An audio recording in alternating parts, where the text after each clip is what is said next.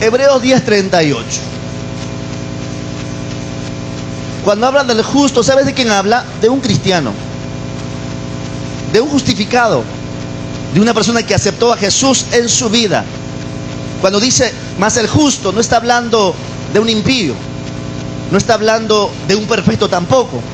Está hablando de un cristiano que ha recibido a Cristo en su corazón, un justo. Y ahora, ¿cómo vivirá o cómo es la vida de un cristiano, en otras palabras, o de una persona que ha entregado su vida a Cristo? ¿Qué dice el verso? Mas el justo vivirá, ¿por qué? Por cosas materiales, dice, por su dinero, por su buena casa, por su juventud, por su conocimiento. Mas el justo vivirá por fe. Pero también añade algo más ahí, porque estaría bonito la primera parte solamente. Mas el justo vivirá por fe y se acabó. Pero dice, y si retrocediere, no agradará a mi alma. Entonces, ¿hay posibilidad de que un cristiano que ya conoce al Señor pueda retroceder? Claro que sí. Hay demasiada posibilidad. Entonces, eso ha sucedido antes, sucede hoy y sucederá también mañana. Pero usted no debe ser la persona que practique ello, de retroceder hacia atrás. Otros tal vez lo harán, pero usted no. Usted tiene que decir, no, otros tal vez pueden retroceder, pero yo no lo voy a hacer. Otros pueden volver, pero yo no voy a volver atrás, porque yo soy justo, yo soy un cristiano. Y la Biblia me dice que el justo vivirá por fe. Y ahora, esto es un punto claro. Por eso, ¿cuál es el mensaje? ¿Cuál es el tema esta mañana? Siguiente, ponlo el título, por favor. Nosotros los justos vamos a vivir por fe, pero hay obstáculos de la fe. Hay obstáculos que usted y yo tenemos que identificarlos. Porque si nosotros vamos a vivir por fe, entonces tenemos que también saber que hay obstáculos en la vida. Por eso nosotros hablamos de que los cristianos tenemos batallas continuas, diarias, batallas siempre. Y siempre, mientras tú y yo estemos en este cuerpo carnal, no van a terminar las batallas. Alguien por ahí tal vez anhele, dice y ora a Dios, por favor, Señor, permite que lo que me queda del resto de vida pueda vivir tranquilo, sin preocupaciones, sin pleitos, sin conflictos, sin cosas. Quiero vivir tranquilo, por favor, Señor, permite. Pero eso no va a suceder, hermanos. No va a suceder que usted viva sin problemas. Entonces uno tiene que prácticamente decir, yo tengo que aprender a convivir con los problemas. Porque si un cristiano está anhelando vivir sin problemas, no ha creído en el Evangelio de Jesús. Jesús vino a este mundo y enfrentó un sinnúmero de problemas, de adversidades, de dificultades, empezando desde su propia casa, ¿o no? Empezando cuando él nació, quisieron matarlo. Herodes ordenó que maten a todo niño recién nacido, aunque como niño tal vez no tenía noción de nada, pero había enfrentado un peligro. Pero luego también cuando iba creciendo, iba en su ministerio haciendo la obra, tenía oposición, tenía problemas, tenía enfrentamientos. Los primeros que se levantaron son los de su propia casa. ¿De qué manera? Sus propios hermanos no le creían que él era el Mesías. Me imagino que tendrían ciertas murmuraciones así cuando estaba por ahí a su entorno. Se cree Mesías, se cree el Hijo de Dios. Mira que sabe mucho, pero por eso se cree. Ellos no creían. La Biblia lo declara, que sus propios hermanos no le creían, ni su entorno familiar, ni en su propio lugar donde él había sido criado no le creían. Él enfrentó ¿cuántos problemas? Muchos problemas. ¿Aló? La pregunta es, ¿por qué entonces él, a pesar que enfrentó problemas emocionales en la casa, porque se supone que cuando tú tienes conflicto con un hermano cercano, te afecta bastante? Se supone que cuando tú sientes que tu propia familia te rechaza, es terrible. ¿Aló? Cuando tu propio pueblo te rechaza, es terrible. Porque ¿sabes qué decía? De Nazaret podrá salir algo bueno, que de ese lugar. Pero, amados, él, nuestro Señor Jesucristo, a pesar que enfrentó todo tipo de cosas, él caminó por fe. ¿Aló? Como hombre natural, 100% hombre, él nunca se desanimó por eso, porque su propia familia haya hablado mal de él, no se desanimó. Entonces, ¿cuáles son los obstáculos? Entonces, ¿cómo yo puedo, o por qué yo tengo a veces pérdidas en mi fe, o por qué yo me desanimo? ¿Por qué a veces, cuáles son sus obstáculos? Por la palabra, vaya por favor al primer punto, siguiente. ¿Sabes por qué vienen los obstáculos, o cuáles son los obstáculos? Cuando no estás dispuesto a darle a Dios lo mejor. Pero Jesús nos enseña que Él dio su vida prácticamente. No solamente nuestro Señor Jesucristo, sino los apóstoles. Cuando tú no estás dispuesto a dar tu tiempo a Dios, eso se convierte en un obstáculo para tu fe. Cuando no estás dispuesto a dar lo mejor de ti a Dios. Lo cierto es que a veces le damos lo mejor de nosotros para esta vida, para lo terrenal, para lo temporal. Lo mejor, tu mejor tiempo, tu mejor fuerza, tus mejores inversiones, de todo, lo damos para esta vida. Pero cuando no das tu mejor tiempo, o no estás dispuesto a darle lo mejor a Dios, eso se convierte en un obstáculo. ¿Cuánto estamos aquí? Cuando usted no está dispuesta a darle a Dios lo mejor de ti, y eso habla en todos los aspectos, porque la Biblia es clara. Cuando Jesús mismo enseña, dice, ¿cuál es el primer mandamiento? Y todos repiten, el primer mandamiento es: amarás a Dios tu Señor con todo tu corazón, con toda tu alma y con toda tu mente. Y cuando nosotros entendemos este principio, entonces es cuando empezamos a darle lo mejor a Dios. Pero aquí, amados, todos vamos a ser redarguidos por la palabra. No damos lo mejor de nosotros al Señor, ¿o sí? Como la mayoría no damos, entonces estamos bien. No, amados, no se conforme.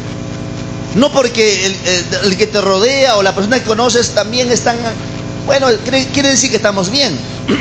Uno tiene que esforzarse, y uno tiene que ser redarguido por la palabra. Y justamente la palabra es para eso.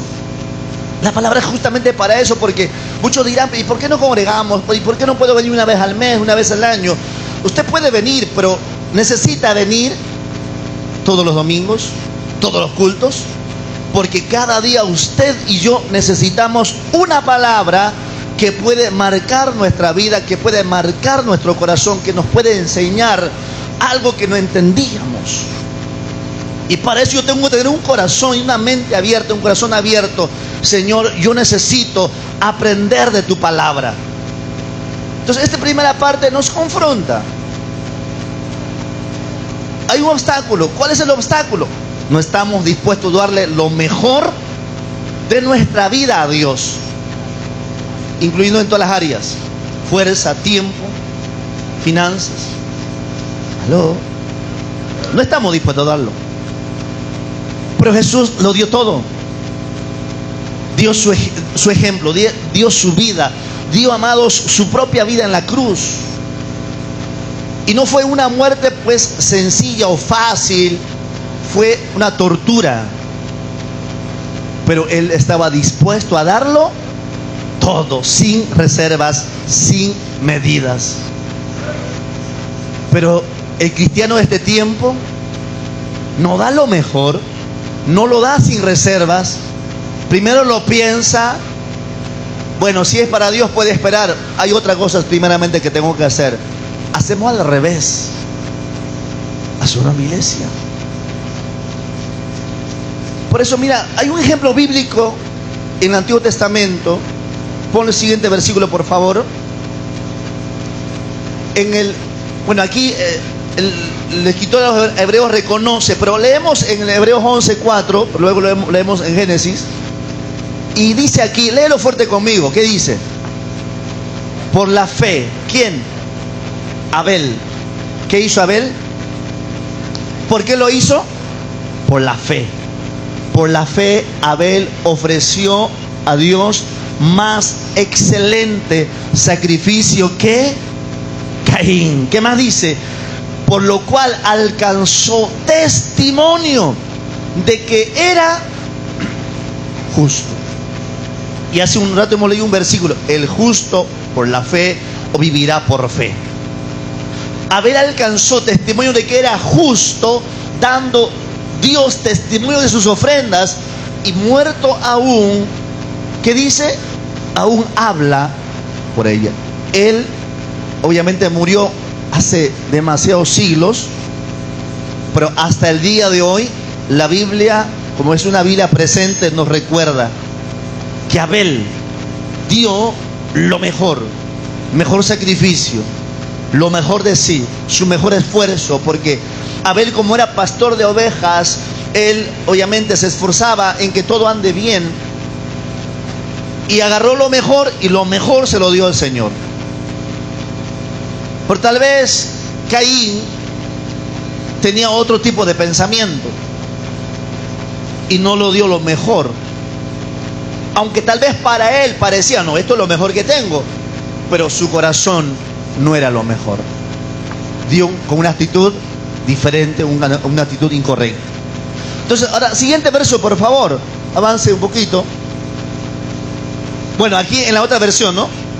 Lo leemos claro. Por la fe Abel, que presentó a Dios una ofrenda más aceptable que la que presentó Caín. La ofrenda de Abel demostró que era un hombre justo, y Dios aprobó sus ofrendas, aunque Abel murió hace mucho tiempo. Todavía nos habla su ejemplo de fe. Ahora sí, pon lo siguiente, por favor, en Génesis.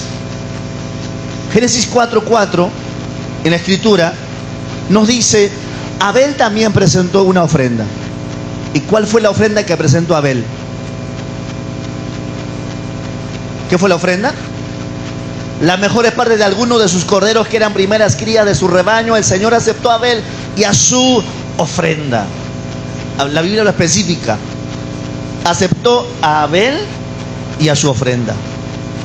Cuando hablamos de ofrendas en este tiempo, este siglo XXI, no solamente hablamos ofrendas financieros, pueden ser ofrendas, diezmos, primicias, etc. También hablamos de que cada acción que hacemos para Dios son ofrendas que damos. Ofrenda de alabanza, ofrenda de gratitud, una ofrenda de obediencia, una ofrenda de entrega hacia el Señor. Y la pregunta es, en todas las áreas, ¿estamos aprendiendo a darle la mejor parte o la excelente parte? ¿O estamos siendo como Caín? Bueno, a mi parecer creo que está bien esto, y bueno, le voy a dar esto. A veces tenemos una idea muy equivocada de lo que es iglesia, porque prendemos una pantalla grande en YouTube y escuchamos a un X que nos distorsiona la mente, y le creemos más a él porque es famosísimo. Pero usted debe creer en la palabra de Dios. ¿Aló? Abraza que dile: crea la palabra de Dios, lee bien la Biblia. Abel es un ejemplo de fe. Por eso, si estamos viendo obstáculos de nuestra fe, es no darle lo mejor a Dios en todas las áreas de nuestras vidas. Queremos darle tal vez lo que nos sobra, lo que sobra de tu fuerza, lo que sobra de tu tiempo, lo que sobra de tus finanzas, y así nos hemos vuelto personas que, según nuestra opinión, le estamos dando lo mejor, pero sin embargo no lo estamos haciendo. ¿Aló? Entonces hay un obstáculo. Por esa razón es que nuestra fe está tan endeble, está tan débil, que un pequeño soplo del enemigo, queremos ya caernos hacia el precipicio, ¿verdad? Pero cuando usted tiene la palabra en su vida y comienza a darle a Dios lo mejor, su mejor tiempo, su mejor esfuerzo, darle el mejor esfuerzo, es decir, aunque yo estoy que tal vez con tantas ocupaciones, pero yo no voy a descuidarme de la labor que me corresponde con mi Señor. Aunque tengo ocupaciones, aunque tengo días fuertes, pero mi labor, mi servicio es estar en la casa de mi Señor, como decía el salmista David: en la casa de Jehová moraré por largos días. Y él decía: yo me alegré con los que me decían, a la casa de Jehová iremos. En aquel tiempo había un tabernáculo, ¿sí o no? En el Antiguo Testamento Dios mandó construir un tabernáculo. ¿Para qué? Para que allí se adorara su nombre, para que allí se reuniera el pueblo, para que el sacerdote les enseñara, etc. Hubo un tabernáculo. Eso no fue invento de hace 20 años atrás. Desde el Antiguo Testamento Dios se movía en grupos, en lugares donde se reunía la gente. Había sacerdotes, había gente de Dios que traían en aquel tiempo, obviamente, traían la presencia de Dios e impartían al pueblo. Pero cada uno se congregaba, y por eso David decía: yo me alegro con los que me dicen, vamos a la casa del Señor. ¿Aló? Pero a veces es lamentable y es triste si usted se analiza, si usted medita, si usted piensa en que si le está dando lo mejor a Dios o no. Usted mismo, amado, va a tener respuestas claras. ¿Y qué va a hacer si usted no le está dando lo mejor de ti, de tu tiempo, de tu fuerza, de tu finanza a Dios? ¿Qué va a hacer usted? Sentirse tranquilo, ¿verdad? Estoy bien, me siento bien así. No, amados, la palabra es justamente, porque ¿cuál es el plan del enemigo? El plan del enemigo justamente es que tu fe sea tan débil, tu fe no crezca. Pero Jesús dijo: si ustedes tuvieran la fe como el grano de mostaza, entonces dirían a este monte: quítese y échese al mar, y así sería. ¿Y de qué está hablando Jesús en ese pasaje? Está hablando de la fe que debería crecer y que tiene que crecer. Porque la semilla de la mostaza es una semilla tan pequeña, pero cuando lo planta no para de crecer hasta hacerse un árbol gigante. Pero hay cristianos, amados, con una semillita, piensa que esa semilla no va a crecer nunca. Si usted 20 años, 5 años, 3 años y se ha dado cuenta que su fe no ha crecido, la responsabilidad, amados, es suya, no es de otros. No eche la culpa a tu esposo, a tu esposa. No eche la culpa a cualquier persona en esta tierra. Yo no voy a echarla por mi fe a mis pastores. Ay, por mis pastores yo no crezco. Aprendí, amados, ser sembrado en un lugar es que tengo que darme. Y la Biblia habla de esfuerzo. Por eso estos días meditaba mucho acerca de ¿por qué decía el Señor: esfuérzate y sé valiente? ¿Por qué? Se supone que Él me tiene que esforzar, se supone que Dios me tiene que levantar, Dios me tiene que ayudar. Usted, amado, es una persona que tiene un libre albedrío. Y si usted no toma una decisión de decir: yo me voy a esforzar, porque Dios no lo va a hacer todo en mí. ¿Cuántos quisieran que Dios lo haga todo? Pero lamentablemente Dios no lo va a hacer todo. Dios no lo va a hacer todo. A ver, Dios trabaja por mí, Dios hace esto por mí. Dios dice: yo te di la capacidad, la habilidad, la fortaleza para que hagas cosas que tú puedes hacer en esta tierra.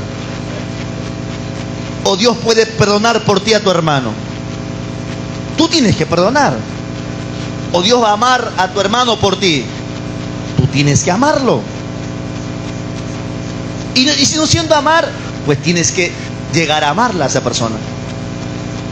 Hasta una avidez. Entonces, estamos aprendiendo de que la clave, o mejor dicho, el obstáculo de nuestra fe, del por qué tal vez no estamos dando pasos de avance, crecimiento, es porque no estamos dando lo mejor de nuestra vida hacia Dios.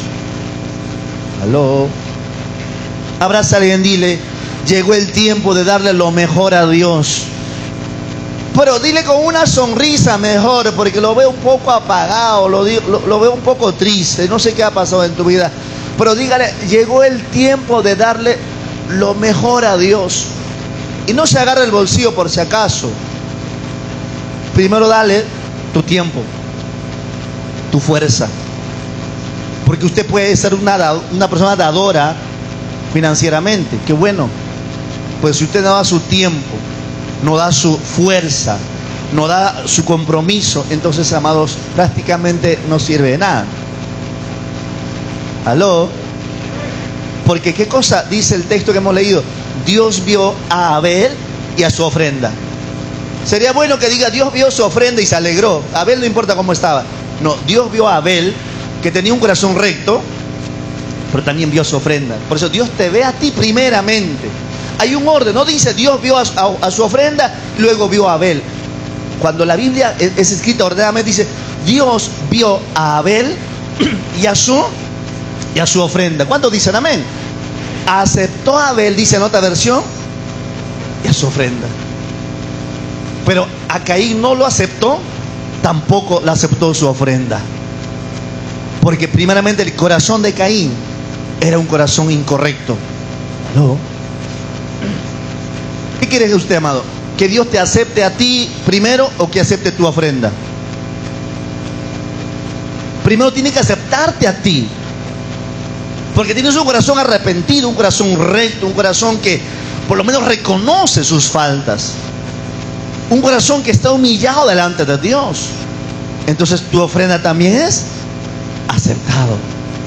Pero imagínese, amados, aún hablando de la vida financiera, yo diera mi ofrenda, yo diera mi diezmo, pero con un corazón incorrecto. ¿Usted cree que Dios me está viendo bien? Ay, para que no le digan nada, ahí está.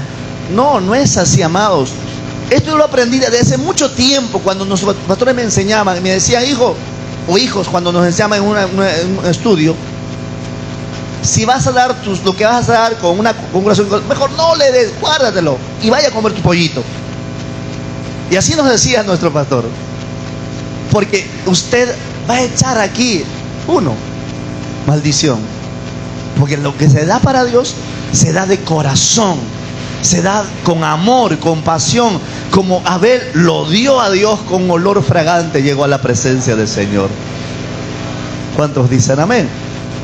Entonces Dios va a ver tu corazón y luego va a ver tu ofrenda. Dios te va a aceptar a ti y te va a aceptar también tu ofrenda. Aló.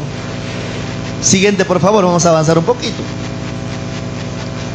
Con lo siguiente: con Dios podemos proceder de dos maneras. ¿Cuáles? Primero, podemos actuar tan solo para cumplir. Puedo congregarme para cumplir, puedo dar para cumplir y puedo obedecer para cumplir. Con Dios primero podemos actuar solo para cumplir y dejar tranquila nuestra conciencia. Bueno, ya fui a congregarme, así que estoy bien. Ya cumplí, pues, ¿no? Ya cumplí, para que el pastor no me esté mirando mal, para que mi hermano no se moleste, para que mi líder no me diga nada. Ya fui a congregarme ya. Esa es la primera manera.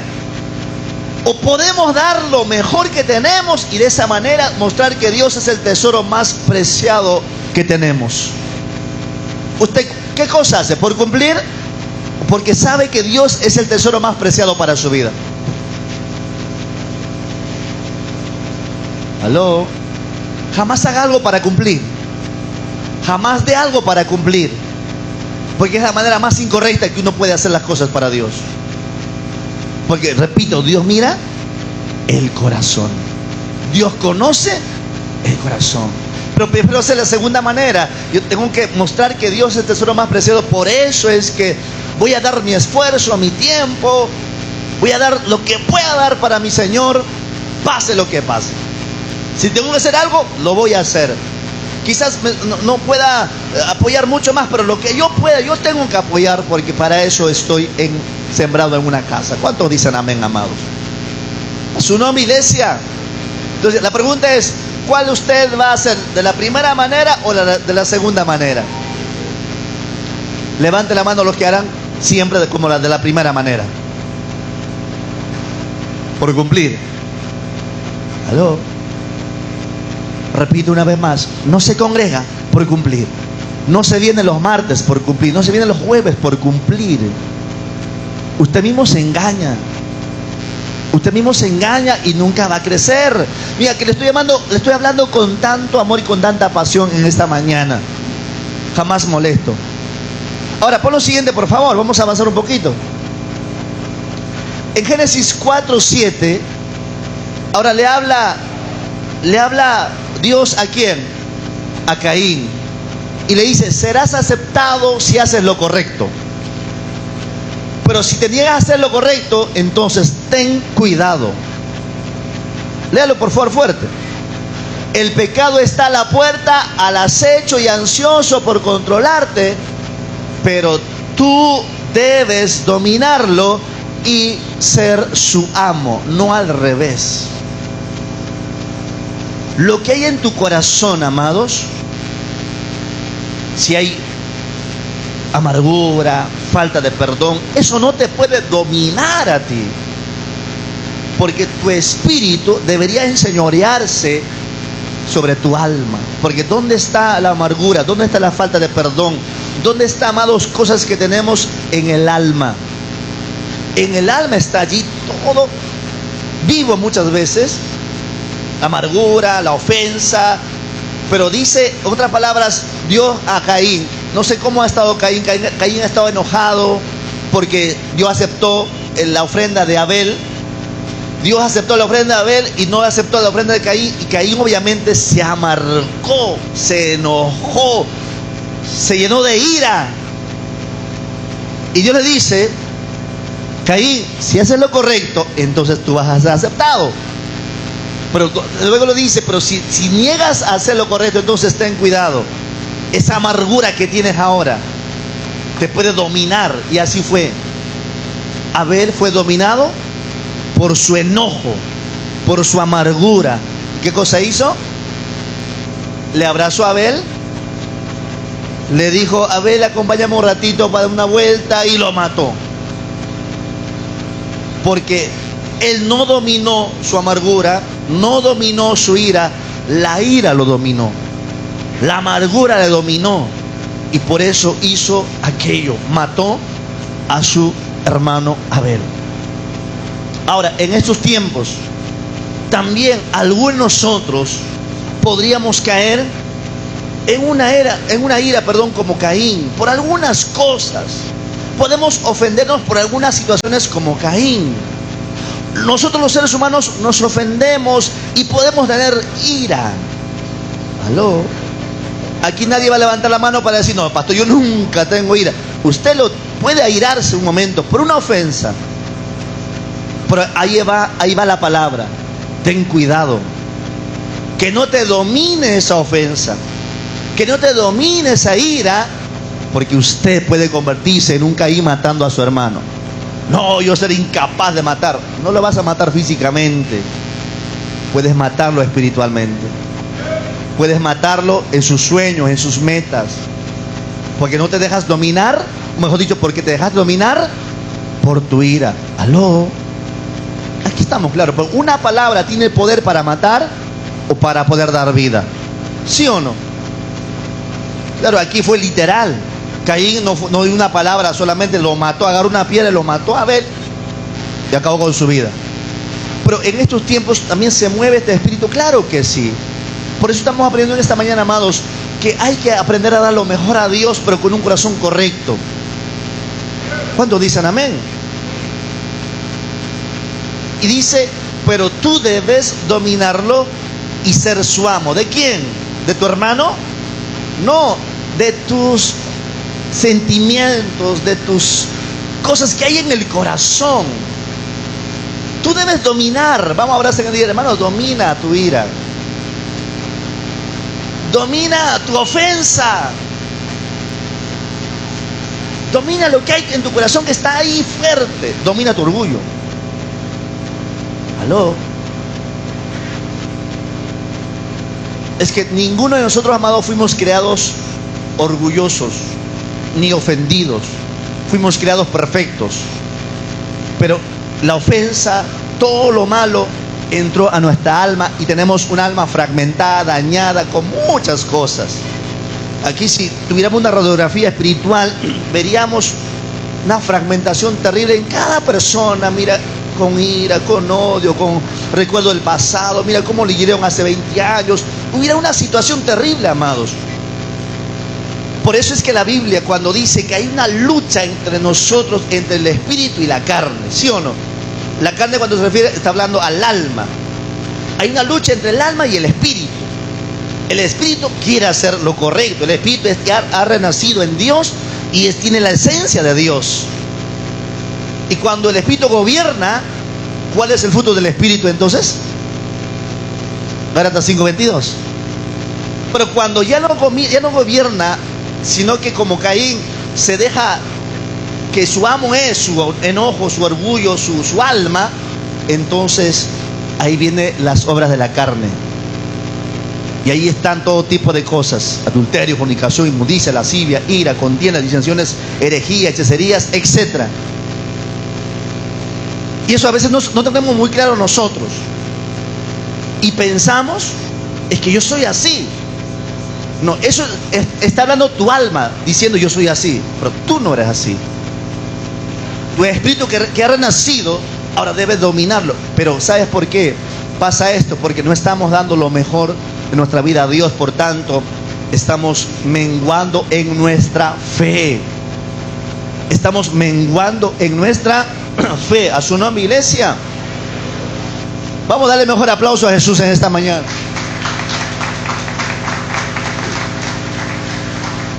¿Cuántos hasta aquí podemos captar el mensaje? Siguiente, por favor, vamos a avanzar un poquito más. Número 2. Otra de las cosas, otro de los obstáculos que de nuestra fe es esto. No solo es el diablo es el enemigo, ese diablo cochino, no solo es el diablo. Otro de los obstáculos para nuestra fe es no caminar fielmente con Dios. Eso es la inconstancia. Por eso, amados, me enseñaron desde muy niño espiritual hablando de la constancia. Y lo aprendí. Porque la inconstancia es un enemigo terrible en cualquier área de nuestras vidas. La inconstancia te lleva a perder muchas oportunidades. La inconstancia no te permite crecer. Pero cuando tú eres constante, creces, ves respuestas, avanzas, caminas hacia la meta con Cristo Jesús. Entonces, este segundo obstáculo usted debe identificarlo. ¿Cuál fue el primer obstáculo, amados, que usted ya lo apuntó? ¿Cuál fue? No estar dispuesto a darle lo mejor, lo primero, a Dios. Segundo, no caminar fielmente con Dios. Y solamente usted sabe si estas semanas, estos últimos días, usted le ha sido infiel a Dios. Y otro preguntará: y pastor, ¿cómo le soy infiel a Dios? ¿Cómo es? Explícame. Ser infiel a Dios es, aun conociendo su palabra, haga lo contrario de lo que dice su palabra. Amén, amados.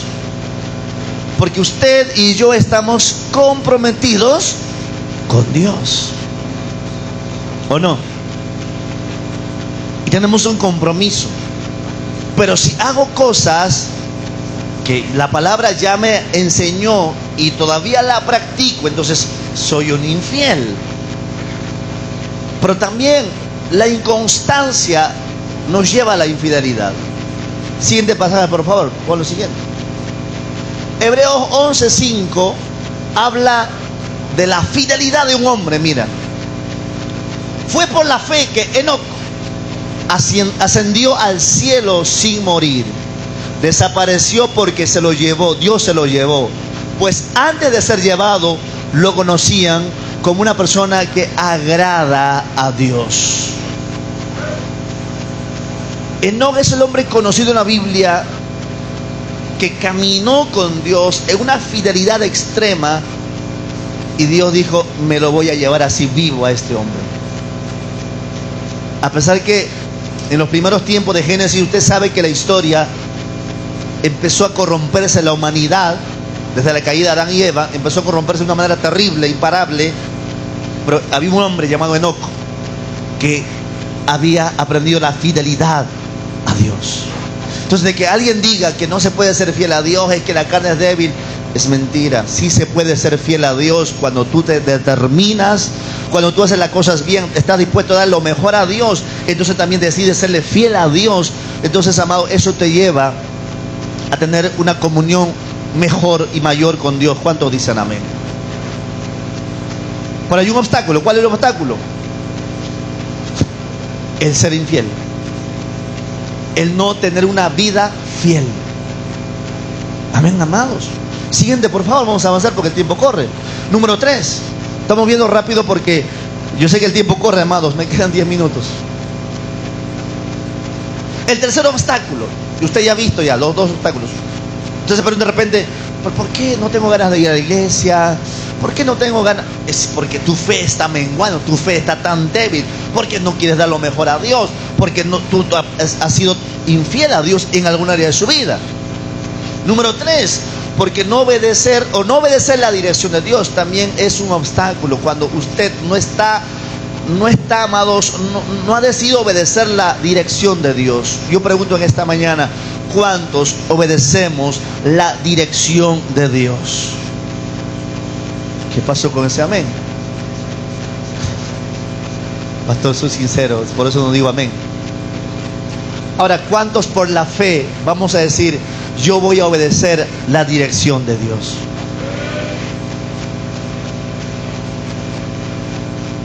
¿Para qué usted, amado, entonces aceptó a Jesús en su corazón si no está dispuesto a obedecer?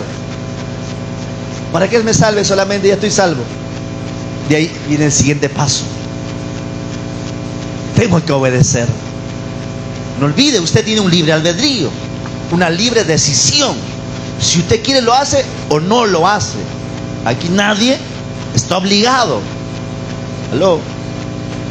Porque obediencia obligada ya no es obediencia. Y eso tampoco Dios quiere. Si Dios hubiese querido eso, entonces le hubiese obligado a los ángeles que lo obedezcan. Los obligo a que me obedezcan y no sean infieles. Pero Dios también les dio un libre albedrío a los ángeles. Por eso uno de ellos se rebeló, llamado Lucifer, en su libre albedrío. Lo mismo con el ser humano. Él no obligó a Adán y Eva a obedecerlos. No les implantó un chip: obedézcanme. Les dio libre albedrío. Si ustedes desean, lo hacen. Y si ustedes desean, no lo hacen. Pero si estamos aquí es porque hemos decidido y deseamos hacer la voluntad de Dios. Porque de eso se trata la vida cristiana, de obedecer la dirección de Dios. ¿Cuántos estamos aquí? Pero si yo soy cristiano, pero no obedezco la dirección de Dios, entonces eso se convierte en un obstáculo terrible para mi fe. Puedo decir: soy cristiano, pero no tengo fe en realidad. Soy el primero que se asusta. ¿Aló? Cuenta una pequeña historia de que había una iglesia, ¿no? Supuestamente de fe, una iglesia, y al lado tenían una cantina, un bar donde había una borrachera todo el tiempo. Y el pastor dijo: hermanos, vamos a orar para que Dios haga algo y esa cantina se cierre. Y todos empezaron a orar: Señor, haz algo, Señor, que esa cantina que lleva a la perdición, que se cierre, que pase algo.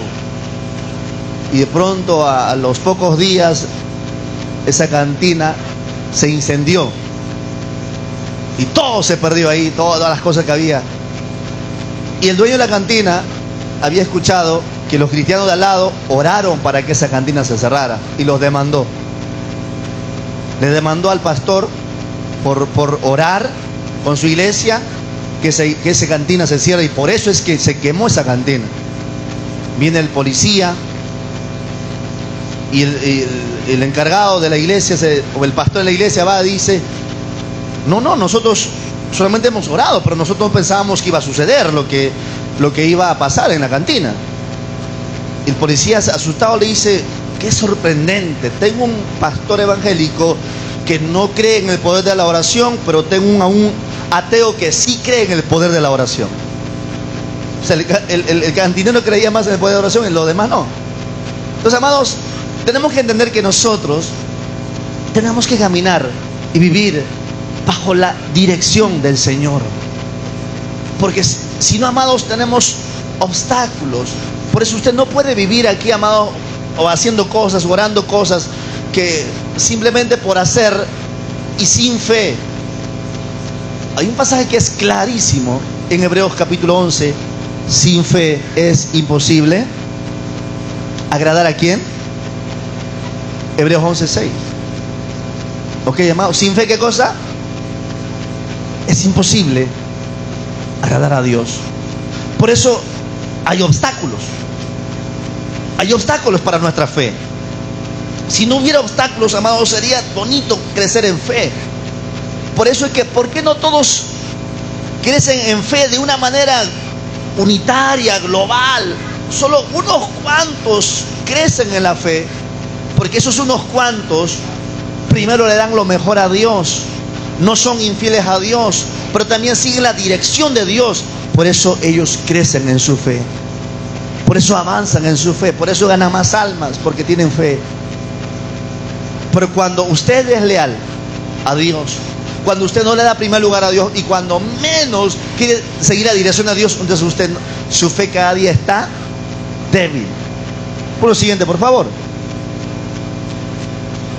Mira lo que dice Hebreos 11:7.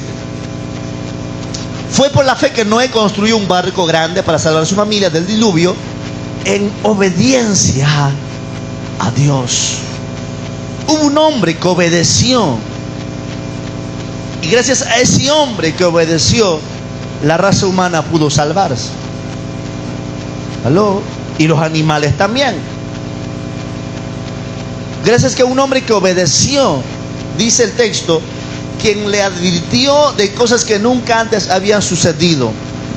Y es más, Noé en realidad es un hombre que impacta a cualquiera, porque él obedeció la dirección de Dios, a pesar que él había visto que nunca antes sucedió tal advertencia. Muchos aquí hubieran dicho: pero ¿qué va a hacer? Es mentira. Nunca ha pasado. Pero Noé obedeció simplemente la dirección de Dios, y por eso salvó su casa. Amén. Noé salvó su familia, ¿o no? Salvó a su familia. Y en este tiempo, padres, personas que obedecen a Dios, aunque tal vez no entiendan, obedecen la dirección de la palabra de Dios, vamos a salvar nuestra familia, vamos a salvar nuestra generación, vamos a salvar nuestros hijos de la contaminación, de la corrupción de esta tierra, amados. Yo no sé si usted, amado, está claro qué pasaría si hoy se acabase el mundo, si hoy terminase el mundo entero. Usted ha preparado su casa, su familia, sus hijos, ¿se salvaría? ¿Alguna vez se ha preguntado eso, amados? ¿Su casa se salvaría? Yo creo que para cualquier papá, mamá, la pérdida, el dolor más grande es perder a un hijo, ¿sí o no? Pero perderlo eternamente será mucho más terrible, porque tú puedes perderlo físicamente por algunas cosas, pero si se va con Cristo, va a vivir eternamente. Pero si usted lo pierde a ese hijo o a esa hija, porque nunca le enseñó, nunca se esforzó, nunca le ayudó en su vida espiritual, no le importó si crece o no crece en su fe, bueno, que viva como quiera, y un día parta, yo pienso que estamos hablando de doble pérdida. Pérdida físicamente y aún en la eternidad. Eso yo he aprendido, amados. Por eso una de las razones de que no doy vuelta para atrás o no me rindo es mi amor hacia Dios pero también mi amor hacia la familia, mi amor hacia mis hijas. Amén, amados.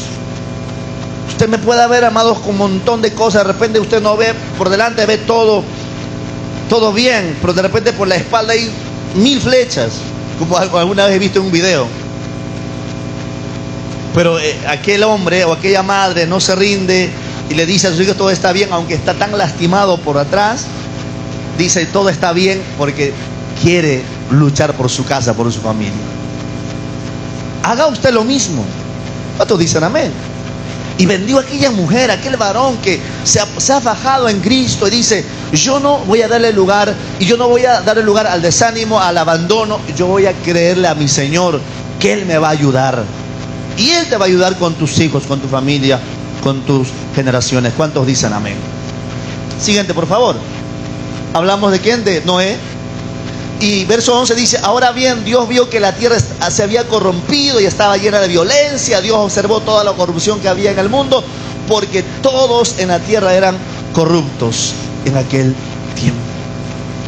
Y hoy, si vemos a nuestro entorno, la corrupción ha acaparado todos los lugares. Y la corrupción no solamente está arriba, con los millones, está en lo más pequeño también. La corrupción está hasta en el mercado. ¿Aló? Hasta en los ambulantes. ¿De qué corrupción me habla, pastor? Esa balancita ya no pesa 1 kilo.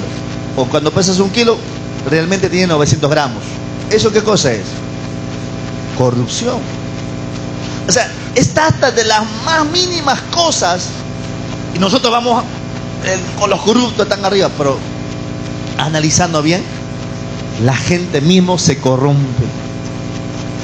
La misma gente corrompe su vida por tratar de ganar más y más. Se inventa cosas nuevas, se inventa cosas, vende miel, pero le mete más azúcar, dice esto es miel pura.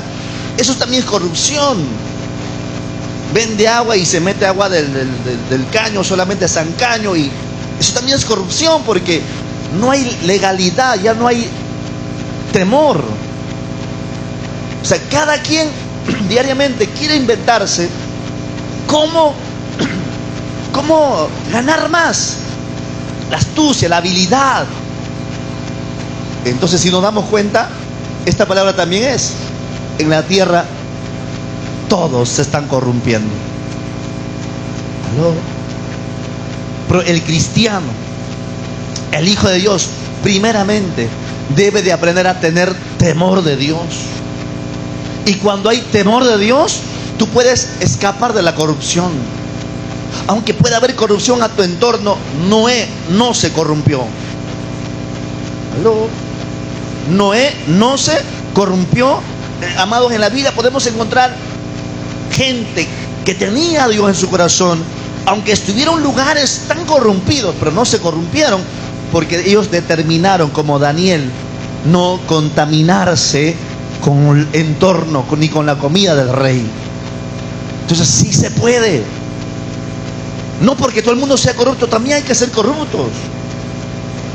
Usted como cristiano hay que ser legales. ¿Aló? Y como yo sé que la gente de negocio me entiende, y yo siempre hablo esto, y dirá, pero pastor, toda la vida habla de esto, parece que algo tiene en esto. Hay que aprender a hacer, por lo menos mejorar cada día. ¿Cuántas veces viene, no? Y hasta ahora sigue viniendo la gente. Un negocio de, no sé, de 500, pero este hombre que quiere robar, ponme 2.500 en la factura y te pago el IGB. Y no sé a cuánto aquí le sucedieron, en cualquier negocio, ¿no? Le mandan a comprar, ¿cuánto cuesta? Tanto, pero en la factura pónmelo, tanto. Y a veces por querer ganar se dice, bueno, le voy a poner, pues ya me gano, y a fin de cuentas yo no quise hacer, pero estás apoyando la corrupción. ¿Se da cuenta que empieza de allí la corrupción?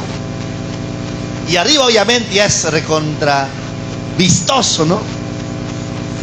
Pero a veces el ser humano ese es el que se ha corrompido, no solamente las autoridades. No estoy defendiendo ningún gobierno, ni una autoridad, ni un candidato, pero a veces la misma gente se corrompe y quiere que arriba se arregle. Hace una iglesia.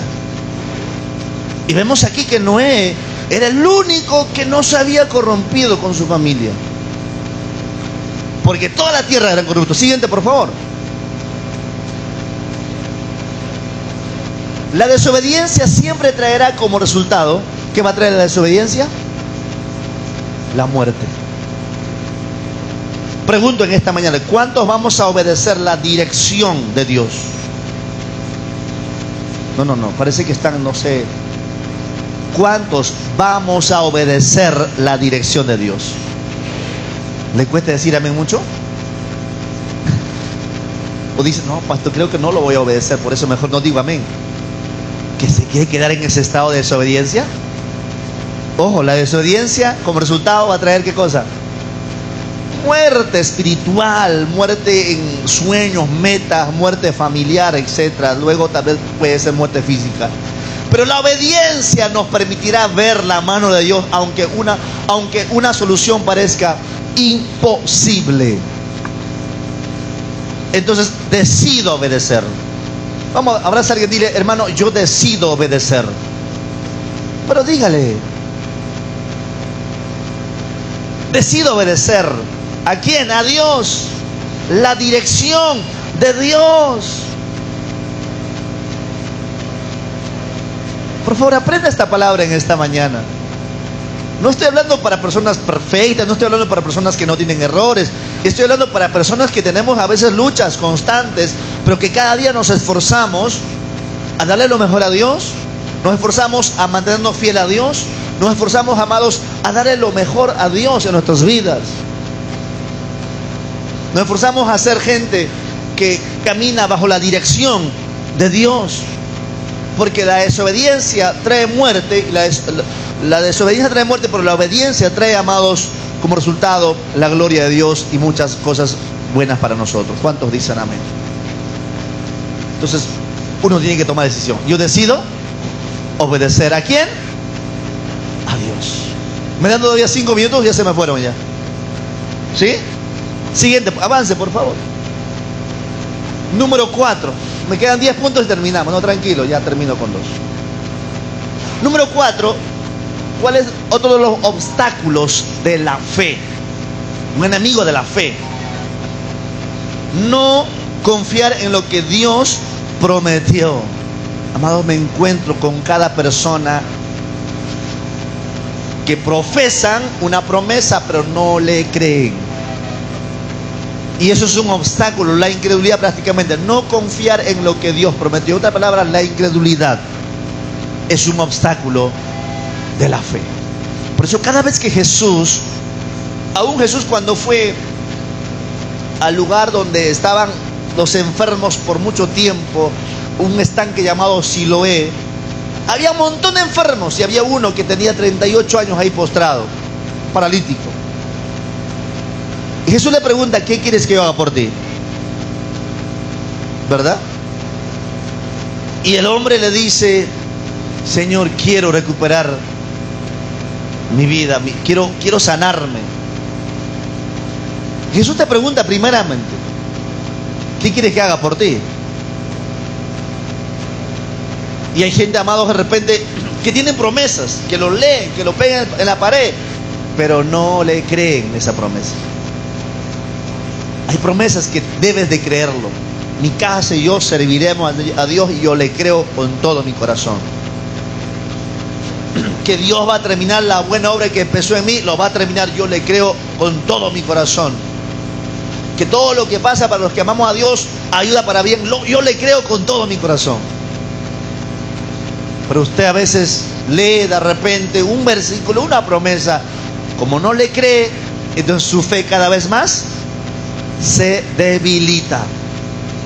Y hay gente, amados, ahora mismo he visto personas que hasta salen en televisión y dicen, yo era un líder, yo era una persona que estaba adelante, y hablan, blasfeman de Dios porque se volvieron hacia atrás, porque no le creyeron cada promesa y le están hablando de que Dios es mentiroso prácticamente, porque nunca se atrevieron a creerle a Dios, y su fe cada vez debilitaba.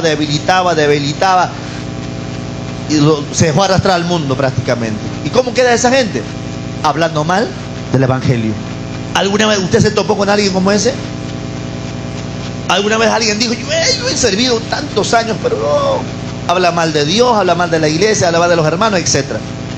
¿Por qué? Porque esta persona no confió en la promesa de Dios. De repente tuvo problemas, de repente tuvo situaciones de conflicto entre hermanos, de repente se agarró con el pastor, con la pastora. Suceden cosas, pero en medio de eso yo tengo que dar una promesa que Dios me prometió, que yo sería de bendición en esta casa, y así va a ser. ¿Cuántos dicen amén, amados? Siguiente punto. Me falta un poquito, tranquilo, no se me duerman todavía. Siguiente, por favor. Vamos a ver este versículo de Hebreos 11:11. Fue por la fe que hasta Sara pudo tener un hijo. A pesar de ser estéril, demasiado anciana, ella creyó que Dios cumpliría su promesa. Muchos leyeron la historia de Sara, de Abraham y Sara. Una ancianita de 90 años, queda embarazada y da luz a su hijo Isaac. Fue por la fe de Abraham y por la fe de Sara. Aunque tal vez tuvieron luchas en el caminar, pero se atrevieron a creer y Dios cumplió. O sea, ¿cuántos años pasó para que la promesa se cumpla? 25 años. Había una promesa sobre la casa de Abraham, que de Abraham y de Sara saldría un hijo que sería la bendición, que sería el padre de multitudes. Pasó 10 años y nada, 15 y nada, 20, y cada vez los ancianitos ya eran más ancianitos, obviamente, ¿no? Ya eran mayorcitos, y se veían, y ya creo que Dios se lo vio a nosotros.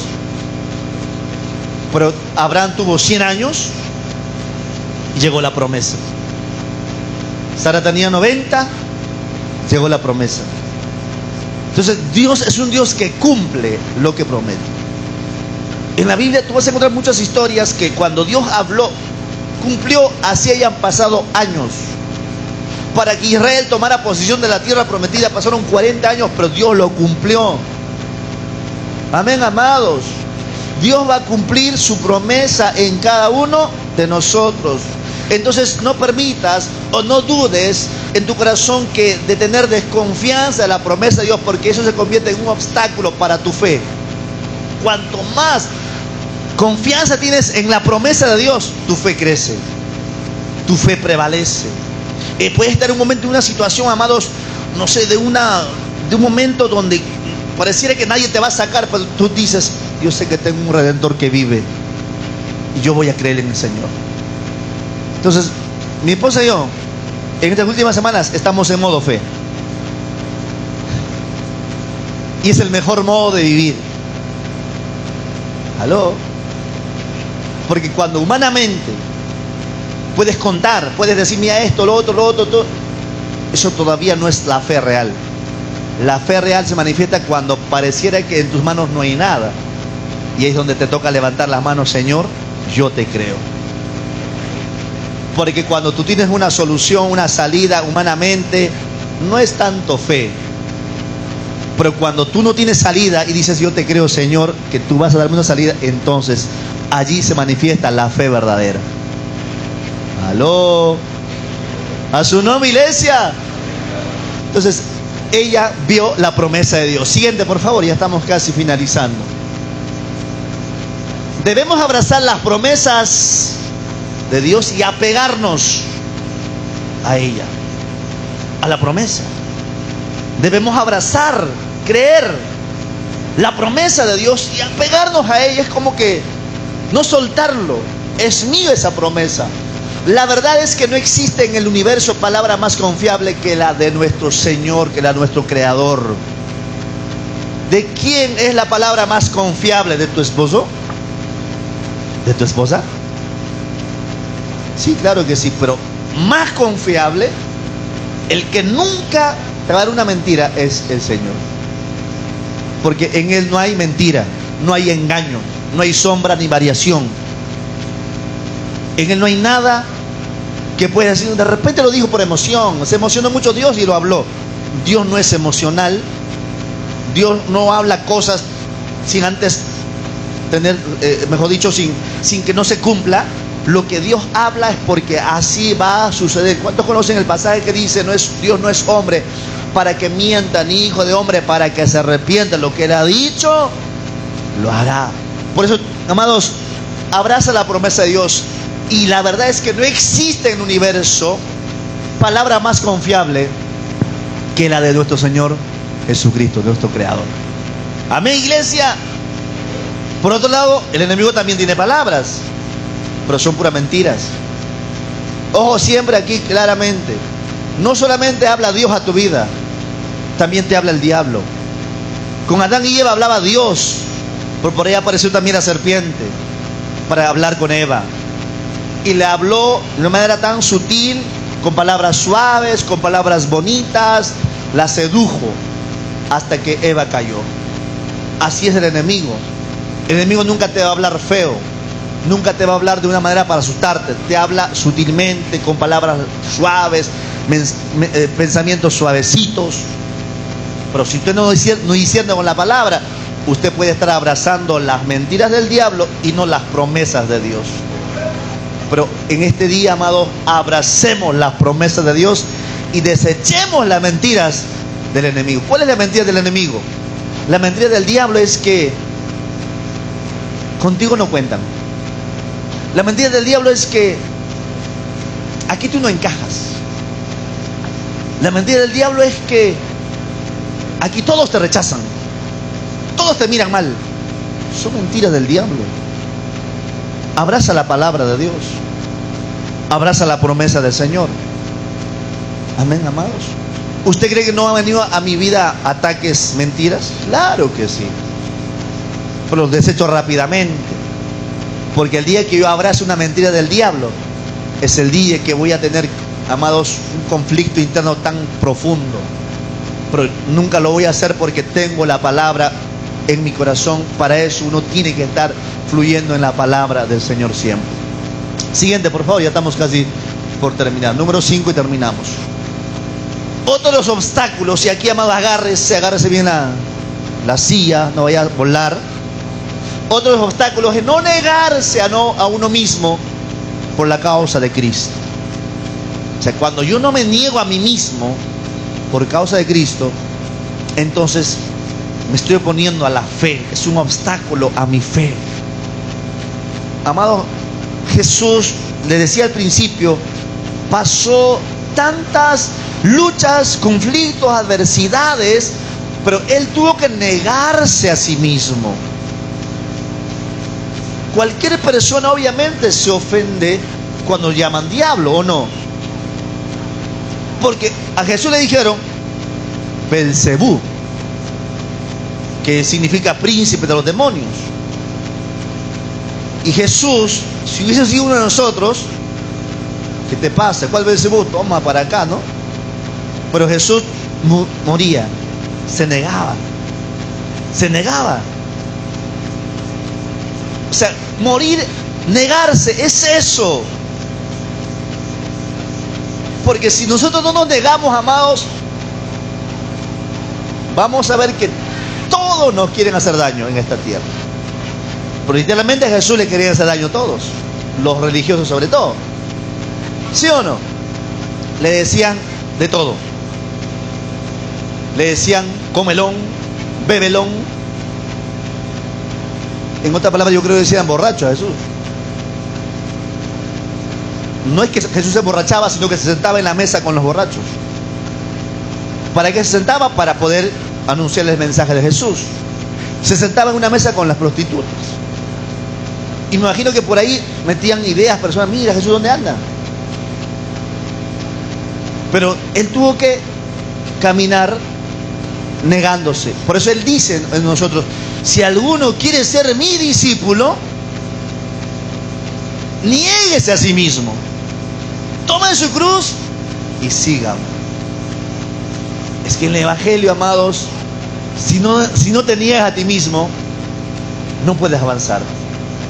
Para encontrar en una relación matrimonial, una unidad, una paz, yo tengo que aprender a negarme. No dejar salir todo lo que siento, todo lo que pienso, porque ahí no se niega. Por lo siguiente, por favor. Hebreos 11, 24 dice al 25, fue por la fe que Moisés, cuando fue adulto, rehusó llamarse hijo de la hija de Faraón. Prefirió ser maltratado con el pueblo de Dios para disfrutar de los placeres momentáneos. ¿Qué dice? Prefirió ser maltratado con el pueblo de Dios a disfrutar de los placeres momentáneos del pecado. Es decir, Moisés prefirió negarse a sí mismo que disfrutar de los placeres que había en Egipto. Siguiente, por favor. Consideró que era mejor sufrir por causa de Cristo que poseer los tesoros de Egipto, pues tenía la mirada puesta en la gran recompensa que recibiría. Eso es un punto muy claro para un cristiano también. O sea, tengo que aprender a negarme, porque por causa de Cristo, usted y yo vamos a atravesar situaciones de ofensa, de crítica, de juicio. Te van a juzgar, van a hablar un montón de cosas, te van a decir una pérdida de tiempo ir a la iglesia, pero tú no estás como para hacer justicia con tus manos. Me ha pasado un montón de veces, pues aprendí, por causa de Cristo, me van a decir un montón de cosas. Quizás alguno de ustedes también los ha dicho, los van a decir. Cuando se enteren por ahí que tú eres cristiano, cuando se enteren que has congregado en la iglesia, te van a decir: mira a la santita, tremenda diabla, mira el santito, tremendo Satanás. Me lo decían en mi cara. Los que me conocían, obviamente, de la cuadra. Y justamente en esa cuadra se levantó una obra. Ni para decir: ¿por qué no ser más lejitos para que nadie conozca que voy a la iglesia? Justamente donde yo trabajo, es ahí donde se levantó la obra. Y un poco más difícil todavía, ¿no? Ahora, ¿qué van a decir mis amigos, mis compañeros, que salíamos a disfrutar? Todavía había un cierta... Pero tuve que aprender a enfrentar, no a huir. Enfrente, me lo dijeron en mi propia cara: tú eres un Satanás, un diablo, un mentiroso, un farsante, lo que sea. Pero no les parchaba a todos. ¿Para qué? No tiene sentido. Me voy a ganar 20 problemas. ¿Qué te pasa? ¿Qué te pasa? ¿Cuál diablo? No. Jesús dice: mía la venganza. Yo pagaré a cada uno según sea su obra. Los bendecía. Amén, amén, los bendecía. Tú también vas a venir pronto, les decía. Ya te voy a ver en la iglesia también. Estoy orando por ti. ¿Para qué voy a ensuciar mi corazón? Porque cuando yo quiera parcharlo, cuando yo quiera, ¿qué te pasa? Habla bonito. A menos que venga ya pues a herirme con golpes y tengo que hablar con esa persona, pero si me habla unas palabras, no voy a perder, amados, mi tiempo, mi fuerza para tratar de... Porque Jesús no paraba parchando a las personas. Un día lo confrontó a los fariseos, pero no toda la vida estaba ahí parchando a los fariseos, parchando a todo el mundo, a los soldados, no. Entonces hay que aprender, amados, a morir a nosotros mismos, y eso te ayuda a madurar. Te ayuda a crecer, te ayuda a fortalecerte interiormente. ¿Cuántos dicen amén? Entonces, esto aprendió Moisés. Moisés renunció a todo y prefirió que lo golpearan, prefirió que ser uno más de los esclavos, porque él sabía en la gran recompensa que recibiría. Y yo tengo una recompensa, usted tiene una recompensa grande en los cielos. ¿Aló? Pero deja lugar a la ira del Señor. Siguiente, ya estamos casi por terminar. Negarnos a nosotros mismos provocará que avancemos en la vida espiritual. ¿Cuántos aquí queremos avanzar en la vida espiritual? ¿Cuál es la clave? Negarte. Si no te niegas, estabas avanzando muy bonito, pero un momento pasó, ¡prum!, caíste otra vez al primer piso. Por causa de no negarte. Imagínate a Jesús peleando, amado, mano a mano ahí. Imagínate agarrando a Judas de cachetada. ¿Por qué me traicionaste? A Pedro, ¿por qué me negaste? Pedro, eres... No. Por eso es que si usted, amados, quiere crecer, quiere tener avance progresivo en su vida espiritual, madurez, carácter formado, tienes que negarte, porque negarnos a nosotros mismos va a provocar que avancemos en la vida espiritual. Y avanzar en la vida espiritual es avanzar en tu carácter primeramente. Un varón moldeado, una mujer moldeada. ¿Qué más? El cristiano verdadero es aquel que dejó su comodidad y que obedece a Dios. Para eso necesito negarme. Negarme no solamente es para no caer en pelea con otros. Negarme es lo que me gustaba hacer, mi comodidad. Ahora me tengo que negar porque quiero obedecer a Dios. ¿Aló? Hay ciertas cosas que me tengo que negar si me están limitando de mi servicio, de mi amor a Dios. Si usted es de repente todavía un soltero, un ejemplo, y como soltero siempre suele salir con amigos a algún lugar, vas a aprender a negarte por amor a Cristo, porque te va a demandar un poco más de tiempo. Me tengo que negarme tal vez a descansar más tiempo. Ay, necesito dormir 10 horas al día porque eso te mantiene joven. Pero tengo que negarme, porque a veces, mira, yo sé que humanamente uno dice, yo trabajo de lunes a sábado y domingo quiero darme una siesta hasta las 2 de la tarde. Pero me tengo que negar porque tengo una responsabilidad y tengo a Dios primero en mi vida. A su nombre. O sea, negarse significa en muchas áreas de nuestras vidas. Pero eso te va a ayudar a que crezcas espiritualmente. Siguiente, por favor. Conclusión, respiren profundo. Por fin, pastor. Conclusión. Después de haber identificado los obstáculos de la fe, que ya sabe, apuntado, el no estar dispuesto a darle el mejor tiempo, eso se convierte, amado, en un obstáculo para tu fe. Usted se va a convertir en un cristiano, va a contar los años, va a contar las canas, va a contar muchas cosas, arruguitas, pero a la vez estar en el mismo nivel espiritual, porque hay un obstáculo a tu fe. Después de haber identificado los obstáculos de la fe, vive, crece y avanza bajo la dirección de Dios. ¿Cuántos dicen amén? Usted, esta mañana, todos los que estamos aquí, hemos aprendido a identificar algunos obstáculos de nuestra fe, de nuestra vida cristiana, de nuestro llamado, nuestro propósito. Y tengo que revertir todo eso. Si no me esforzaba en darle lo mejor de mi vida, de mi tiempo, de mi fuerza, de mi finanza a Dios, voy a comenzar a darlo.